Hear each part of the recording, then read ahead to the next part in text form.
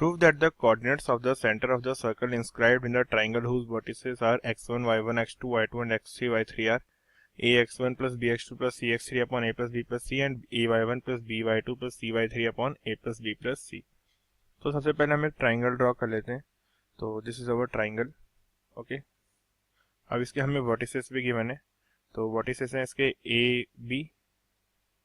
तो एक पॉइंट है x1 y1, second point is x2 y2 and third point is x3 y3। Okay, और उनके करस्पॉन्डिंग साइड्स क्या बोली हैं? तो जो x1 की करस्पॉन्डिंग साइड है वो है a, x2 के जो है वो है b एंड x3 के करस्पॉन्डिंग साइड है c। अब हमें पता है इन सेंटर क्या होता है। इन सेंटर जो होता है वो होता है एंगल बाइसेक्टर का इंटरसेक्शन पॉइंट। तो हम क्या करते हैं, दो एंगल बाइसेक्टर ड्रॉ कर देते हैं। तो अगर ये एंगल बाइसेक्टर इसका है, किसका, लेट्स से अगर ये पॉइंट ए है, ये बी पॉइंट का है, तो ठीक है ऐसे, और दिस इज पॉइंट सी, ये तीनों एंगल बाइसेक्टर है ना। अब आगे हम देखते हैं हमें क्या करना है। तो अब this point is A, this point is B and this point is C. अब ए से जो इस पे हमने एंगल बाइसेक्टर ड्रॉ किया है, लेट्स से वो क्या करता है, डी पॉइंट पे इंटरसेक्ट करता है। This point is E and this point is F. So ये क्या है, यहाँ पे क्या बोलते हैं, हमने साइड्स लिखी हैं तो थोड़ी सी कंफ्यूजन क्रिएट कर रही होंगी, तो इसको अभी रहने देता हूँ मैं। तो ये हमारा जो थर्ड पॉइंट है क्या है, एफ। ओके, अब हमें पता है एंगल बाइसेक्टर ये एंगल और ये एंगल सेम है, तो मीन्स बी डी और डी सी किस रेशियो में होंगी, ए बी और ए सी के रेशियो में होंगी। ए बी की लेंथ कितनी है हमारी, ए बी की लेंथ है सी, और ए सी की लेंथ है कितनी, बी, और बी सी की लेंथ है कितनी, ए। तो डी पॉइंट के कोऑर्डिनेट्स क्या हो जाएंगे, डी के कोऑर्डिनेट्स हो जाएंगे सिंपली, डी का एक्स कोऑर्डिनेट क्या हो जाएगा, डी का एक्स कोऑर्डिनेट हो जाएगा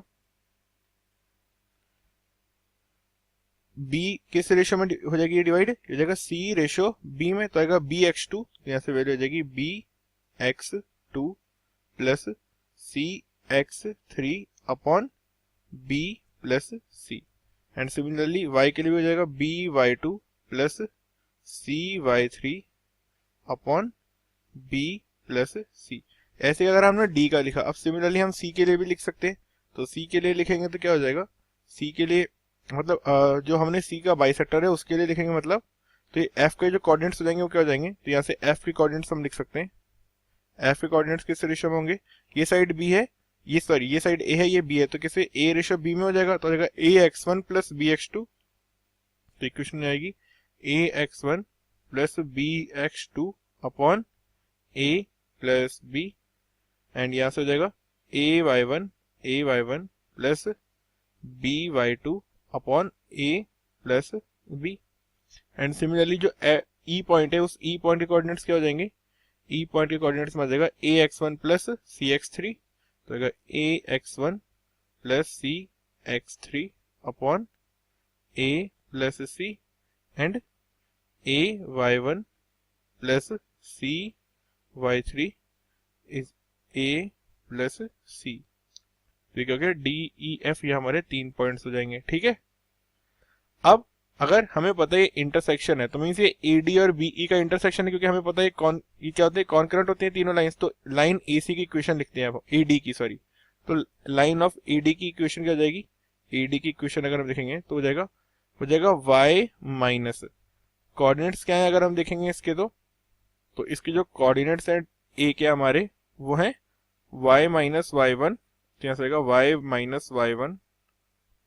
लेट से अभी मैं स्लोप पूरी लिखता नहीं हूँ वैल्यू, इसे मैं लिखता हूँ slope of M A D is equal, into में क्या जाएगा x माइनस x1। ओके, नाउ सिंपली अब अगर मैं दूसरी लाइन जो है हमारी उसकी इक्वेशन लिखूंगा, दूसरी लाइन क्या है हमारी AD, तो दूसरी लाइन है BE, तो BE की इक्वेशन क्या हो जाएगी y माइनस वाई टू, तो BE की इक्वेशन हो जाएगी y minus y two is equal to slope of line BE into x minus x2। Okay, now अब क्या करेंगे हम यहाँ पे, अब इक्वेशन 1 माइनस इक्वेशन 2 कर देते हैं। Let's say this is equation 1 minus equation 2, तो यहाँ से आ गया इक्वेशन 1, ये इक्वेशन 1 है और ये इक्वेशन 2 है, तो इक्वेशन 1 माइनस इक्वेशन 2 की वैल्यू क्या जाएगी, यहाँ से आ जाएगा value y2 minus y1 is equal to what, it is equal to